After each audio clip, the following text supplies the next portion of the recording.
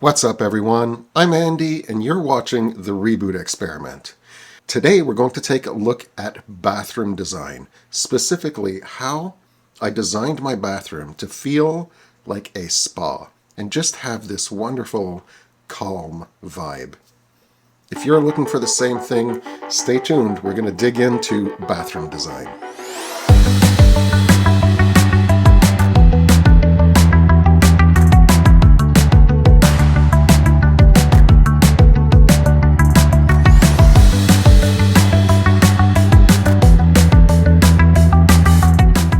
Before I get to the bathroom design, just in case you're new here, let me fill you in as to what the Reboot experiment is. 2 years ago, I lost my job, and I did what every reasonable person would do. I sold my house and all my belongings, packed up a Tesla, and drove across North America for a year. I'm back in the Ottawa area now, and I want to build a custom house. I've already bought the property, I've done all of the design, and tomorrow the excavation begins. Please subscribe to the channel if you're interested in custom house design or renovation or anything of the sort, and let me know in the comments if there's a specific topic that is interesting to you. I might make a video just for you. Alright, on to bathroom design. So like I said, I don't have anything planned, but what I'll do is I'll quickly pop into my design and we'll talk a little bit about bathroom layout, and then I'll talk about some of the things that I focused on specifically within this bathroom. Alright, so here we are in my 2D layout. So here is the ensuite bathroom, and let's quickly talk about clearances, because I think that's the very first thing you need to think about when you're designing your bathroom. How big is your bathroom going to be? You have two options. Option one is you design the size of your bathroom and then you see what you can fit inside of it. Or option two, perhaps the smarter approach, is to figure out what you want in your bathroom and then size the bathroom to that size. And that's ultimately what I did. I started by speccing out a standard size freestanding tub and making sure that I have enough clearance to the walls so that I can easily walk around and clean the tub, because that's one of the big downsides of getting a freestanding tub that people don't think about is how do you clean the thing after it's there? The toilet has almost 3 feet to the wall on this side, leaving a bit of a room for a plant or some other decorative element, and has about 1.5 feet of clearance to the tub. I would say for a toilet, you're looking for a minimum of 1 foot clearance on either side, and if it's walls, I would go even bigger, maybe 1.5 feet on either side, because if you've ever been in one of those new-styled single toilet stalls that seem to be really common in builds these days, if you don't have the elbow room, it really sucks to be in that space. There is 3 feet in between the shower and the tub so that you have ample space to get out of the shower or tub and dry yourself off. I would say 3 feet is kind of the minimum. You can get away with 2.5 feet if you're really tight for space, but I wouldn't go much smaller than that. The shower itself I'll get back to. And then finally, there's the vanity and the mirror, and other than having enough clearance around, which was already taken care of by the rest of the items in that space, there's not much to think about for the vanity. And in fact, the vanity is going to be completely custom built. So that's my bathroom layout, and that covers some of the clearances you may need to think about. The 3 key clearances you want to think about are at least 1 foot on either side of your toilet, at least 6 inches around the perimeter of your tub, and I would say don't enclose it on 3 sides. 2 sides is okay, but if you're tucking it into a nook where there is wall on all 3 sides, then you made the wrong choice. You should be using a built-in tub in that scenario. And then the third space to think about is the space coming out of your shower. I recommend at least 3 feet so that you have room to get out and dry yourself off without knocking things. So I'm going to switch over to my 3D view here, and we're actually going to start from outside the bathroom.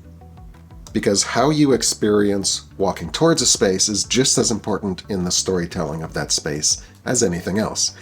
It's important to the design.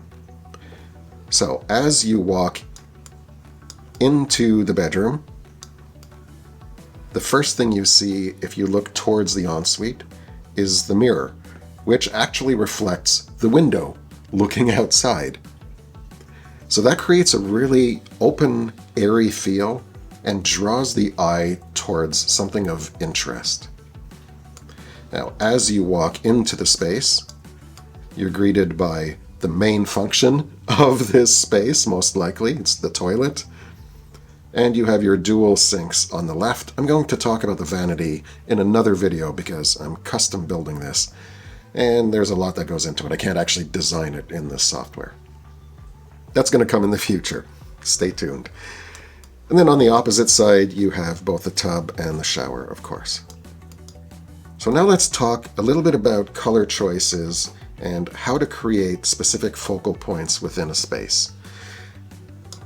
Because this is a log home, as I've mentioned now in several videos, it means the perimeter walls are going to be pine. There's nothing I can do about that, short of covering it up with drywall, which I don't want to do. So basically, every perimeter wall in my house becomes an accent wall. Now, I am planning on doing a whitewash on some of these walls to dim down the amount of woodiness in the space.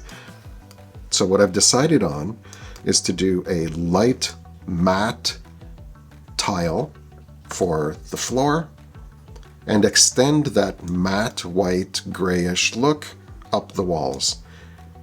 The shower area is where I'm introducing a little pop of color. I'm going to introduce kind of a pale pastel-y blue that feels classic and timeless without feeling too overpowering. And that pastel blue should marry well with the pine colors as well. You'll notice that the niche is in the same tile as the floor. That allows me to have a little bit of visual interest in the shower. And finally, even though it's not represented in my mock-ups here, I'll try and put something on screen, but all of my fixtures are a combination of white and rose gold.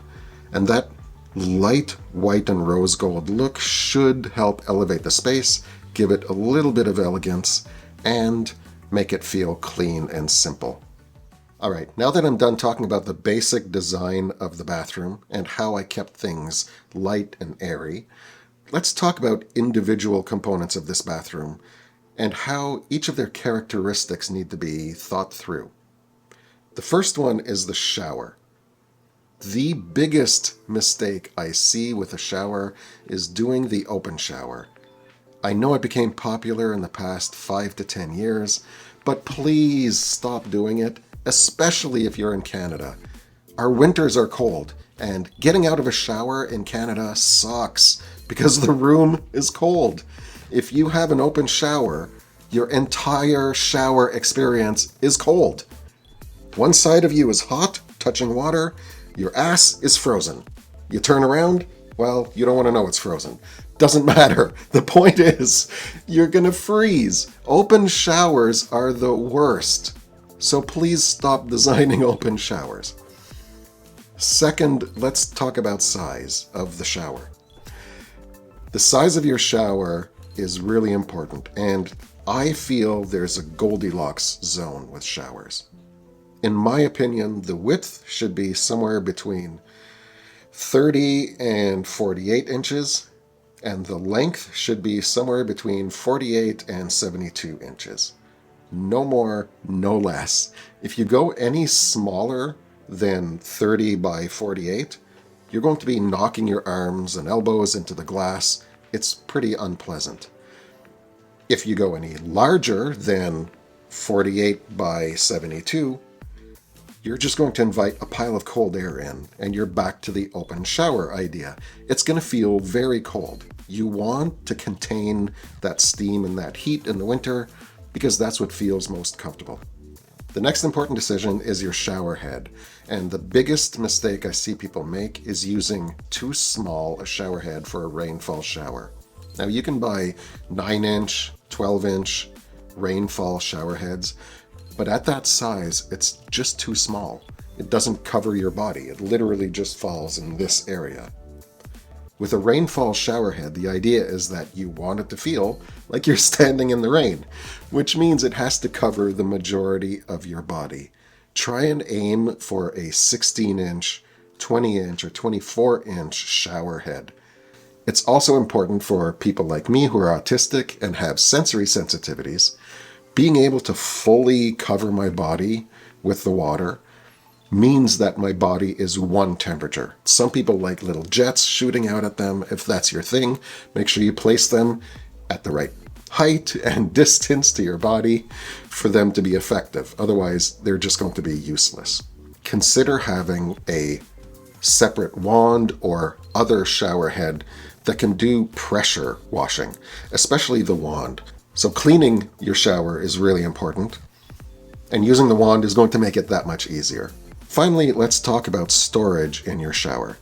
Now, shower niches have become very common to the point where they're basically standard these days. If you're going to build a niche, make sure you take the time to build it the right way so that it's actually functional for the bottles that you own. The last thing I want to talk about is the shower doors, because that's how I saved a ton of money. The shower that I designed is 3 feet by 5 feet, but the shower doors that I found happened to be on sale, and they were 36 by 48. I built a little 1-foot wall that is going to come out, and the shower door is going to go up against the extended wall. Now, that means I can use the smaller shower doors in the same space. It also means I can do things like let's see if I can get there. There we go. I can bring the tile to wrap around, and it creates a little bit more of a seamless look when you're standing in the shower. But more importantly, it just means that I saved a ton of money. I think I bought the shower doors for $150, and the cheapest I could find for a new set of 36 by 60 doors was going to be $1,000. And in saving money, I also built visual interest by building this little wall and wrapping the tile around it. Okay, that's it for the shower. Let's talk really quickly about the freestanding tub. Now, there are really only 2 considerations that I took with the freestanding tub: the quality of the materials and how the tub gets filled. So, for filling the tub, you can either wall mount a spout, or you can have a floor-mounted tub filler. Now, in my case, I have pine walls here, so I can't run any plumbing or attach anything to this wall. I would have had to do it on the back wall, and I felt that felt weird coming at the end like that. Especially, this is where your head is going to be, and I didn't want anything in the way of your head. As for the materials, most freestanding tubs are going to be acrylic. That means they're basically hollow, and when you step in a hollow tub, you immediately hear it and feel it. There's a certain slippery lightness to the feel, and you hear that hollow, echoey sound as you get in and out. An alternative to that is using a stone or stone dust quartz type material. And by using a solid stone type material, not only are you getting a nicer, softer look, you're getting a nicer feel. It feels far more solid and it feels really nice, but it also retains the heat better because stone heats up with the water, and that heat is going to be put back into the water, so your hot water stays hot longer. That's a great benefit. I don't know about you, but I don't want to keep filling my tub with hot water. I want it to just stay hot. Another quick thing to talk about is the flooring. Now, I already said I'm doing a soft, matte, white, gray-ish tile, but I didn't talk about the rest. So this is going to be a large format tile, 2 feet by 2 feet. And because this is a new build and I have to already install a membrane underneath, it's a no-brainer to install a heated floor here. It's literally only going to cost $500 for the materials because I already have to do the work anyway. For the vanity, I mentioned that I'm going completely custom. So I actually have a 6-foot live edge maple board that I'm going to be completely encasing in epoxy resin. Something to draw the eye as you first come into the space, because remember, this is the first thing you see, so I want this area to really stand out. Finally, the last thing to talk about is your mirror and storage. Because there isn't a lot of storage in here, especially because I'm planning this floating wood design for my vanity, there won't really be much storage in here other than a little bit of exposed shelving. So we needed a place to store some of the private things that we want to store in a bathroom. We went with a medicine cabinet that we bought at the auction for cheap, but it is massive. It is 8 feet long, 4 panels. The entire frameless mirror is LED edge lit. This really is a top-of-the-line medicine cabinet. And the reason I went with this oversized medicine cabinet is A, for the functionality, B, for the extra lighting that is built into it, and C, because it's the first thing you see, and it needs to create that open space that draws you in. Okay. That's it for the bathroom design. I talked way more than I planned on talking. If there's anything I missed or anything you want me to go in more detail on, please let me know in the comments. Just do all the YouTube things. Hit the subscribe and the like and the typey in the comments, please. I have tons of topics to cover, and I don't know where to start, so let me know what you want to see. All right, that's it for now. I'll see you soon.